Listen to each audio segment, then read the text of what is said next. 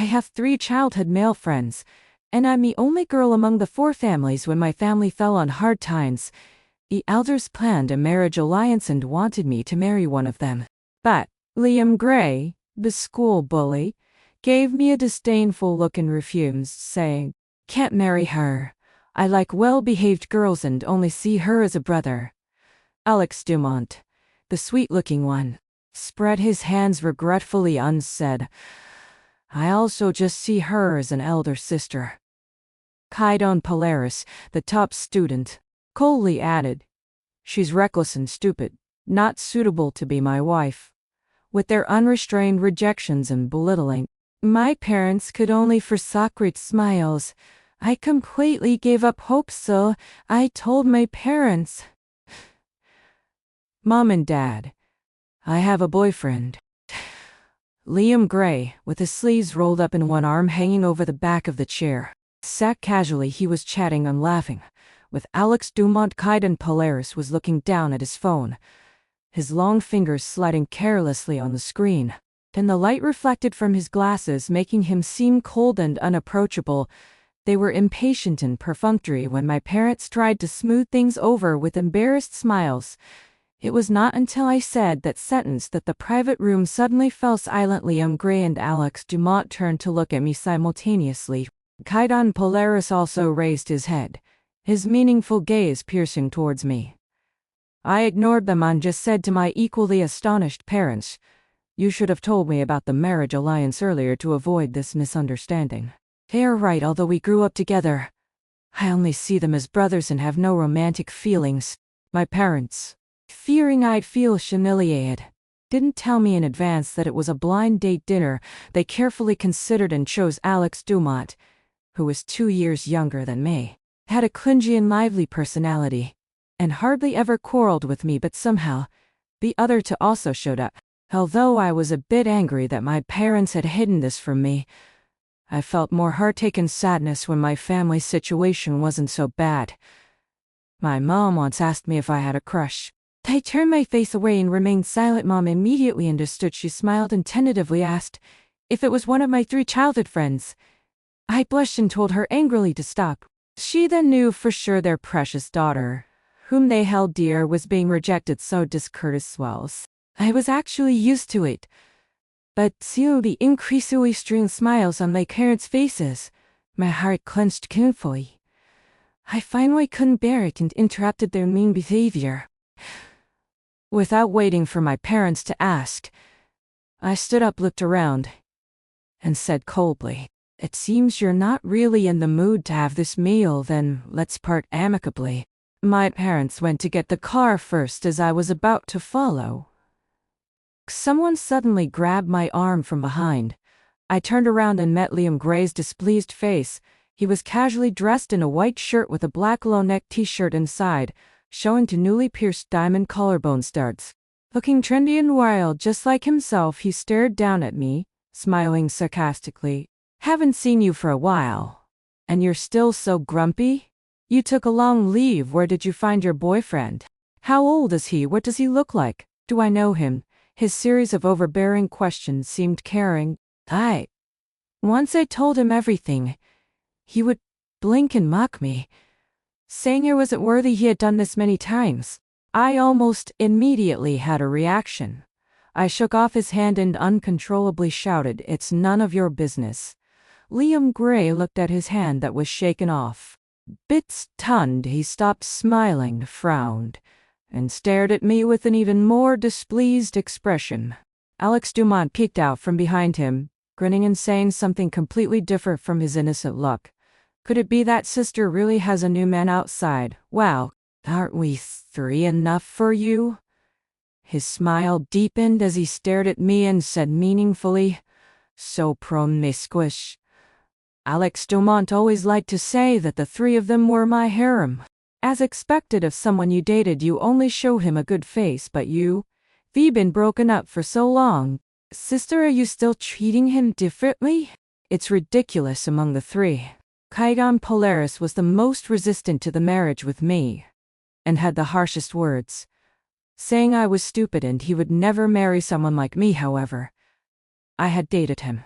In fact, He was the one who confessed to me first, and like the three families of Xiao Zhou and Zhuang, which had accumulated wealth over generations, our Z family became rich later. Specifically, my dad accidentally caught the wave of the times years ago and soared, squeezing into the circle of these three major wealthy families. But this was only on the surface. Many people secretly mocked my family, saying we were just an upstart who got lucky for a while and didn't deserve to be in their circle, and would eventually return to where we came from when I was young. I was angry and wanted to fight them. It was my dad who stopped me and earnestly told me, but if our family wanted to truly gain a foothold, we had to build good relationships with these people. So I endured. I pretended to be carefree and tried to blend in with those young masters and ladies. Later, I found out the special status of Liam Gray and the others and stuck with them like a shadow, from primary school to junior high school, from being rejected and bullied to gradually being accepted, all the way to university. Even though I was initially taught by my dad with impure motives, over the years, I truly regarded them as my best friends until my dad's investment failed and the stock market crashed. They suddenly started to ignore and alienate me in my laughed in confusion. I gradually understood that our statuses had never been equal. This time, I didn't fawn over them anymore. Instead, I went to and from school as usual, adapting to a life without them. Then, I was kidnapped. When I was surrounded and blackmailed by a group of acquaintances, I was in a daze. I recognized several friends who usually got along well with me, so I couldn't believe they would target me. I even thought they were joking. I smiled and said I could lend them money if they were short, but they asked for an exorbitant price I couldn't afford. Only then did I realize they were serious. They took away all my valuable things and locked me up for 2 days without food or water. When I heard them anxiously discussing that they didn't dare to directly blackmail my parents and planned to sell me, I felt a sense of absurdity and collapse. It was like seeing a group of kids holding kitchen knives saying they were going to kill someone. I found it funny because of their young age, but also felt a sense of crisis due to their serious expressions and sharp knives. That bit of humor and laughter turned into bone-chilling coldness and fear when they stripped me naked and took nude photos to sell. I curled up, cursing and threatening them like crazy, but anyone could see my bravado and fear. There was a person named Xu Cheng, who was once my friend. He squatted down, sighed, and reached out to touch me with a smile, saying, "El Ramone, forgive me. I actually like you and don't want to do this." Before he could finish, it turned into a scream. I bit his finger, using all my strength as if I could bite it off. The group immediately fell into chaos and rushed to stop me. Just then, the warehouse door opened. A strong light shone in from the ground, gradually illuminating the entire dim and shabby warehouse. A figure stood at the door, with the light behind him. It was Kaiden Polaris. After being rescued that day, I didn't dare to go out for a long time. The unexpected betrayal of friends, the sudden kidnapping and blackmail, and being stripped naked and photographed without dignity all left deep, painful scars in my heart. My tense spirit was on the verge of collapse during that time. It was Kaiden Polaris, who was usually cold and harsh, who stayed by my side. I had never seen him so gentle and patient, especially towards me. He seemed to sense my broken and depressed mood. The usually taciturn him started to find various topics to chat with me every day. I lived in his private apartment. He helped me ask for leave from school and concealed the matter from my parents. He also used his connections to privately teach Xu Chen and his group a lesson. He even tried to keep Liam Gray and Alex Dumont, who were his closest friends. Anyway, he didn't let a single word of this matter leak out and didn't allow anyone to disturb me or touch my scars. Like a cold rain suddenly turning into gentle water vapor when met with spring breeze, he quietly protected me under his wings. His maturity, stability, and reliability made me gradually open up and couldn't help but rely on him. Finally, I couldn't hold back and asked him with anticipation and unease, "Why are you so good to me?" I still remember that moment. Kaiden Polaris was wearing comfortable casual home clothes. Sitting side by side with me on the carpet, he rolled up his sleeves halfway, revealing his pale, but long and strong arms. The pant whirled nimbly between his broad fingers. He took off his glasses, and a few strands of black hair fell on his forehead, making him look rather lazy. When he looked up at me, his eyes were filled with indescribable tenderness, and doting he answered me with a question, smiling slightly undasking, "Do you want to date me?" It was like an arrow hitting the bullseye. I dizzily fell into his rare and extremely alluring tenderness. I had no reason to refuse. Under his care, I gradually got over the shadow and became cheerful again. Looking back now, it still feels like a dream. Kaidan Polaris seemed cold-hearted, but he was actually extremely dominant when we were passionately in love. Liam Gray was forced to restrain himself from putting his arm around me, and Alex Domont also held back from talking nonsense to me. He paid great attention to even the slightest discomfort I felt.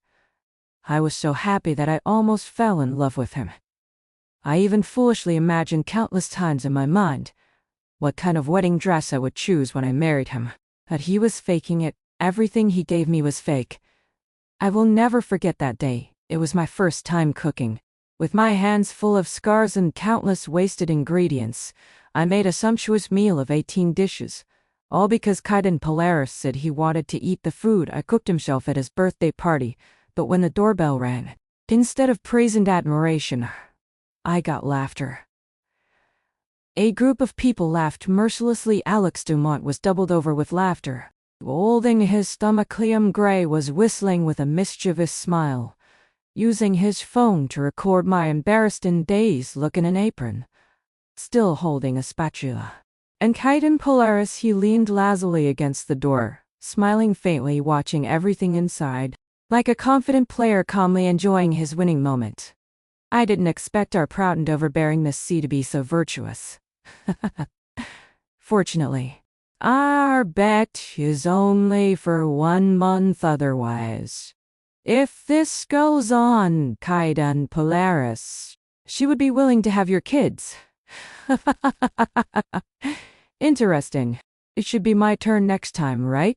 When Liam Gray said this, he paused, looked back at me, then shrugged and turned around inferiorly, smiling and saying, "She heard it. Then next time we need a new trick." I couldn't help but tremble slightly. I rolled my eyes and silently looked at Kaidan Polaris, who was standing the farthest from me. My lips trembled as I wanted to ask him, "Is this true? When I asked you why you were so good to me, you avoided answering, so this is what you were up to. But during this more than a month of getting along, didn't you feel even a little bit of soft-heartedness or guilt towards me?" Kaidan Polaris and I looked at each other for 3 seconds. His smile faded a bit, and then he calmly looked away. I slowly closed my mouth. There was no need to ask anymore.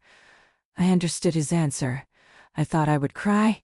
I thought I would wail and drown them with my tears, then watch them panic and scramble, but I couldn't cry. My throat was choked with pain.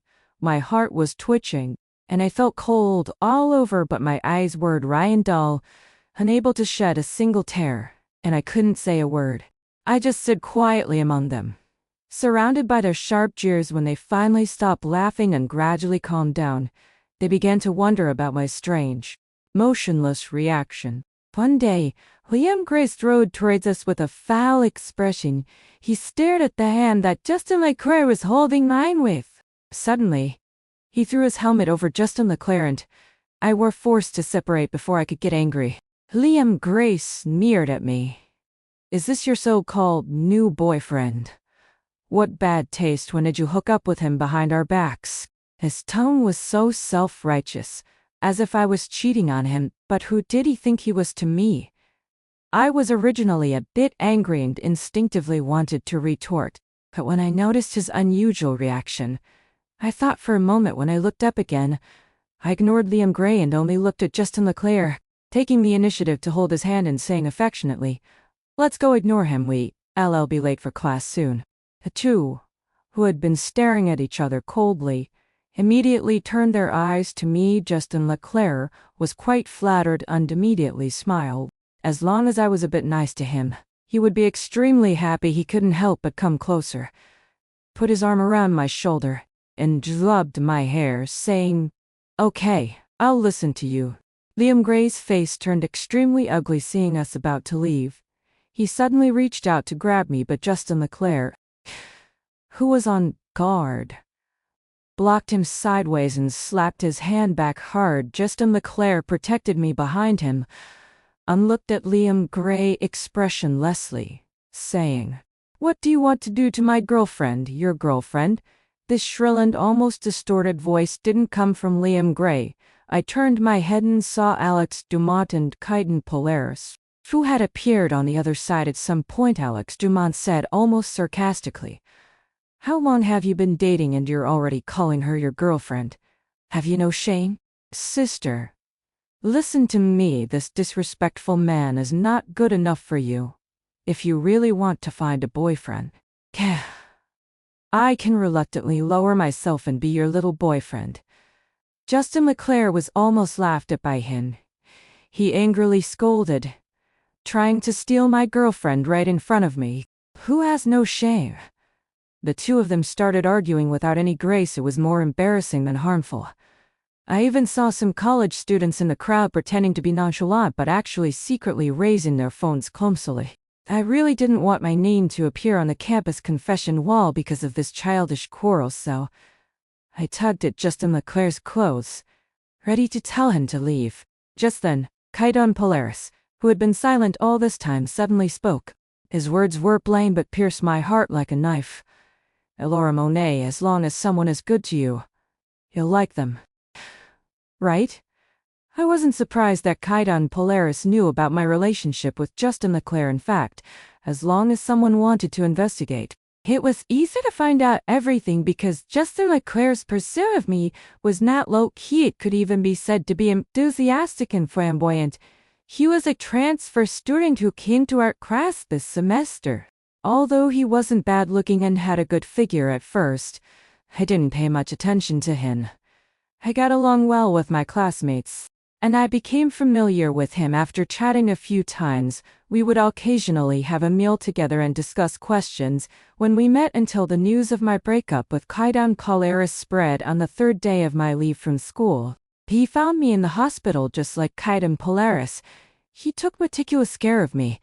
When I was in a very poor mental state, he tried various ways to make me happy. Unlike Kaiden Polaris, he didn't hide his feelings at all. He sincerely told me over and over again about his love for me and his love at first sight that was almost willing to show me his heart. I observed him quietly for a long time. Finally, after receiving the reply from the private detective I hired, I agreed to be his girlfriend. The sun was shining brightly, a bit dazzling and annoying. I came back to my senses and looked at Kaiden Polaris, who was still waiting for my answer. I grinned and said to him with a smile, "Yes, so what? I'll like whoever is useful to me. Of course, except my ex." In fact, I didn't expect that my relationship with Justin Leclerc would have such a big impact on these three people. It seemed that when I first said I had a boyfriend, none of them really believed it. Justin Leclerc and I rushed to the second class since there were no good seats left. We had to sit in the front row. As soon as we sat down, Alex Dumont quickly sat down on the empty seat next to me immediately after. There was a creaking sound from the two chairs behind us. Justin Leclerc gritted his teeth but had no choice in this way. I endured an entire class in the strange intense atmosphere around me during this time, except for Alex Dumont, who couldn't hold back and pretended to be pitiful, asking me, "Sister, are you serious about him?" And then lowering his head in disappointment and dejection when he didn't get any response from me. The other two managed to keep calm, so after school, Justin Leclerc came over to talk to me. I nodded actually. I didn't listen to what he was saying. It was probably about ordering my favorite takeout. Eyeing me flowers or small desserts, it didn't matter. I leaned close to him and kissed him on the cheek as a reward.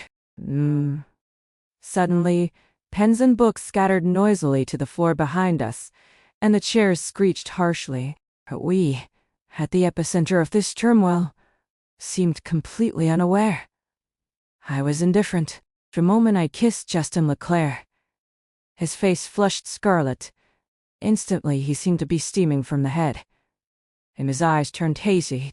Paying no heed to the commotion around, he stared at my lips, swallowed, looking unsatisfied, and instinctively leaned in to kiss me again. However, he met the back of a man's hand instead. Justin Leclerc's face darkened. He stepped back in annoyance, but he looked up and glared, his eyes locked with Liam Gray's, and there seemed to be a crackle of tension in the air. The next second, both shot to their feet, on the verge of brawling. I abruptly called out, "Liam Gray." It was Liam Gray I addressed, not Justin Leclerc. Their movements froze. Liam Gray turned to look at me, and there was a faint glimmer of anticipation in his eyes. What was he expecting? What did he think I would say? I smiled faintly and said slowly, "Even if you drive him away, I won't choose you as my boyfriend." Liam Gray's expression first went blank. Then, as if stung, his reaction was shockingly intense. He let out a scornful, "Ha." As if hearing something absurd. He was exasperated and on the verge of a mocking laugh. But in the end, he snarled at me, "Who do you think you are? What the hell are you? Still dreaming of me being your boyfriend?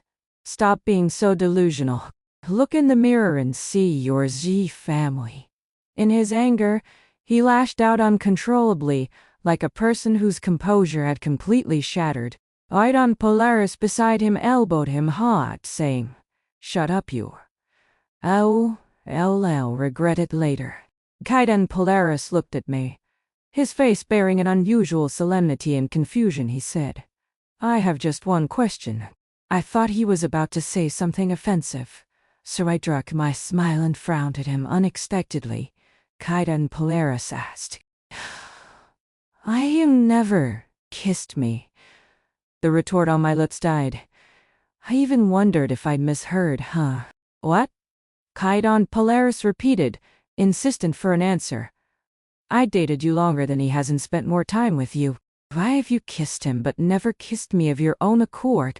The classroom was empty and quiet, with only us left. Kaidan Polaris's question hung heavily in the air. Everyone waited for my response, but I just wanted to sneer.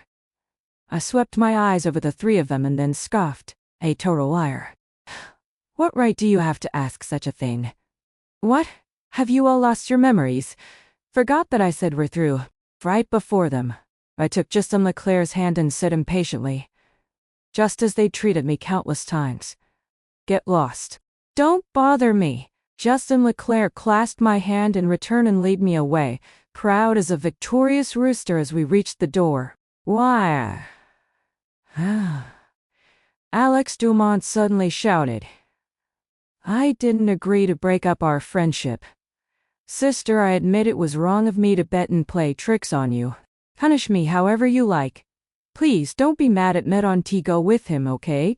Alex Dumont's eyes were red, looking truly pitiful this time. It didn't seem like an act. He murmured, "I just realized that I actually like you." But all he got from me was merciless laughter. I asked him sincerely, "Is your so-called love something great?" "It doesn't thrill me. It just disgusts me." Alex Dumont stared at me in shock, and tears streamed down his face. Before, I'd truly treated him like a dear younger brother, spoiling and coaxing him, even tolerating his disrespect as childishness. He repeatedly trampled on my sincerity without looking back. I walked away. In Justin Leclerc's car, he kept trying to please me. Suddenly I asked, "How many days have we been dating?" Justin Leclerc was taken aback and instinctively replied, "The 29th day." I was fed up and eager to end it all, so I smiled and said, "Come to my place tomorrow. Since we've been dating for a month, we should celebrate." Justin Leclerc had never heard of such a 1-month anniversary celebration, but he nodded obediently. He also said anxiously that he had to rush to pick a gift. I said I'd prepared a surprise gift for him too when he asked. He refused to tell. I knew his curiosity the next day. When he arrived at my house and I blindfolded him with a silk ribbon.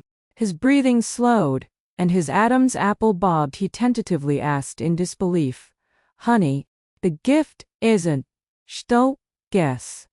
I placed my finger on his lips. then lead him to a chair and made him sit.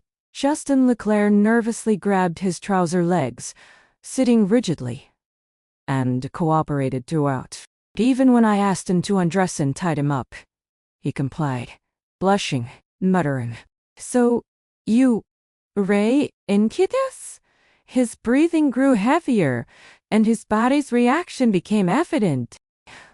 Once everything was set, I opened the door, and several footsteps sounded. Justin Leclerc tensed and asked, "Honey, are there others here?" The next second, the blindfold was removed. Justin Leclerc squinted. Then his pupils constricted in horror at the camera, and the 5 burly men in the room. I lost all trace of a smile and asked expressionlessly, "Justin Leclerc, are you satisfied with the gift I prepared?" From the moment he showed up at the hospital, I'd been suspicious. The private detective I hired confirmed my doubts. Justin Leclerc was the illegitimate son of the Xiao family, Liam Gray's unknown younger brother raised abroad with his mother. He grew more ambitious as he got older. Believing he could replace Liam Gray, he secretly returned. He hated his brother, who had all the resources and wealth, and everything Liam Gray cherished, so he targeted me because of Liam Gray's attention to me, although Liam Gray and I didn't believe each other's feelings. To outsiders, Liam Gray's liking for me was obvious. Like a clueless teenager tried to get a girl's attention by teasing her, Justin Leclerc wanted to hurt Liam Gray through me, causing me an unexpected disaster. I found Zhu Chun, who was hiding from debt, and forced him to tell the truth about Justin Leclerc's twisted player. Why didn't you suspect Kaidam Polaris? He was the one who benefited in the end, despite the coincidence of the kidnapping in their bet. I never suspected my childhood friends. I knew them well enough. Hating the wrong person would have played into Justin Leclerc's hands without giving him a chance to stall. I left. The 5 men I hired started their actions. Justin Leclerc panicked and begged for mercy soon. A stack of photos was developed. I got what I wanted. I was vengeful but reasonable. I didn't let the men assault him but used props into pictures of his humiliated face from then on. If Justin Leclerc thought of harming me again, he'd have to consider the consequences of these photos being leaked. After the breakup and revenge, I was completely drained. I took a week off to recover at home. Just as I was about to return to school and start anew, I got a call from my dad. When I woke up again, waves of heat suffocated me. I gasped, struggling to take off my coat, yet still felt parched and dressless. My hair was soaked in sweat, and I stared blankly at the ceiling, slowly recalling what had happened. Suddenly, the quilt beside me moved, and a hoarse voice said, "You're awake." Startled, I recognized the voice and hesitantly said, "Liam Gray?" "Liam Gray." Liam Gray didn't answer, but his breathing was as rapid as mine. Even I, slow-witted as I was, understood we were drugged and locked in a room. On a bed. Who did this? The more I thought, the colder I felt. I refused to accept the answer. Scorching kisses landed randomly on my face while kissing. He anxiously asked, "Why didn't you reply to my messages? Why did you block me? Am I that repulsive to you?" I didn't mean those harsh words. I was just saying the opposite. I don't want to break up our friendship. I couldn't stand it and kicked him, but my weak attempted no force. I could only curse. "Shut up." "I don't want to hear it." "Stop, don't touch my clothes." Liam Gray's actions paused briefly. He seemed torn, but finally said, "I'm useful to you, Elora Monet. I'll help your family's company." With this so-called compensation, he gave in to his desires. My struggles only added to the frenzy. In that moment, I sadly realized that the person I once loved wasn't as I thought. No one came to my rescue. The door was finally kicked open. Kaidam Polaris entered first. Seeing the scene on the bed, he stopped and tried to block others from entering. But Alex Dumont pushed past him. Alex Dumont rushed at Liam Gray, pulled him off the bed, and started hitting him, yelling, "Do you know what you're doing? We agreed to compete fairly, but you used such a despicable trick." Liam Gray had no retort. After taking a few punches, he fought back, and the two got into a brawl. I ignored them and reached out to Kaidan Polaris, who was still at the door. Kaidan Polaris didn't hesitate. He quickly came over, wrapped me in his coat, and patted my back, soothing. "It's okay. I'm here." I cried silently in his arms in a voice only we could hear. Looking at him sadly, I said, "The person I've always liked is you. I'm sorry." Kaidan Polaris tightly grasped my wrist. His breathing quickened, then steadied. He let go of my hand but held me closer, repeating, "You're not at fault, Don. T apologize. You did nothing wrong." His voice grew hoarse, filled with regret. "It's me." I realized too late. Kaidan Polaris carried me away. He had more people with him, so Liam Gray and Alex Dumont couldn't stop him. My dad, belatedly, brushed out from the crowd. He didn't understand why Kaidan Polaris took me away after he drugged Liam Gray, but he didn't care. Whoever took his daughter owed him money. His company was on the verge of bankruptcy, and he needed help. He was reluctant to give up, thinking he could still make a comeback. He shouted behind us, calling my name, but I clung to Kaidan Polaris, sobbing quietly. Knowing Kaidan Polaris couldn't resist, without me asking, he coldly ordered his bodyguards to stop my dad and called his father to have my dad's company bankrupted for good. Only then did I look up at him, teary-eyed, and said, "I want to find my mom." Kaidan Polaris looked at me, his eyes full of tenderness. He kissed my forehead and said softly, "Okay, I'll help."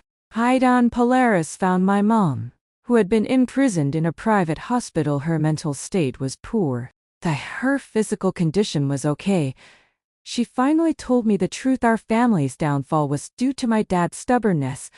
He refused to adapt to changes, managed the company with old methods, had an affair, and even tried to sell me for profit. He also imprisoned my mom. Realizing this, my mom decided to divorce him. Kaidan Polaris took me to his private apartment, saying I needed care. Because of me, Kaidan Polaris had a complete falling out with Liam Gray and Alex Dumont. Their childhood friendship turned into bitter enmity. Kaidan Polaris hated Liam Gray deeply for what he'd done. In fact, Liam Gray could have sought help after being drugged but chose to stay. I was so wronged, crying in Kaidan Polaris's arms. This incident revealed my long-hidden feelings for Kaidan Polaris. Kaidan Polaris, perhaps sensing my feelings for Liam Gray before, was now both happy and remorseful. To make Liam Gray suffer, he helped Justin LeClaire, which shook up the Xiao family and made Liam Gray too busy to retaliate. But Alex Dumont kept pestering Kaidan Polaris. Kaidan Polaris, being careful not to trigger my trauma, was content with my occasional perfunctory kisses. While Kaidan Polaris dealt with them, and Mom got divorced and went abroad as I arranged before I left a simple pen for Kaidan Polaris. Maybe it would remind him of our past relationship, though he'd already broken my heart. The sun was shining brightly on the day. I landed on the other side of the ocean. My phone showed over 70 missed calls and more than 100 messages from Kaidan Polaris. I never thought he'd be so persistent. Just then, his call came again. Without hesitation, I blocked his number, turned off my phone, and threw away the SIM card. Looking up, I saw my mom waving in the distance, dragging my luggage. I ran towards her. From that moment on, my new life truly began.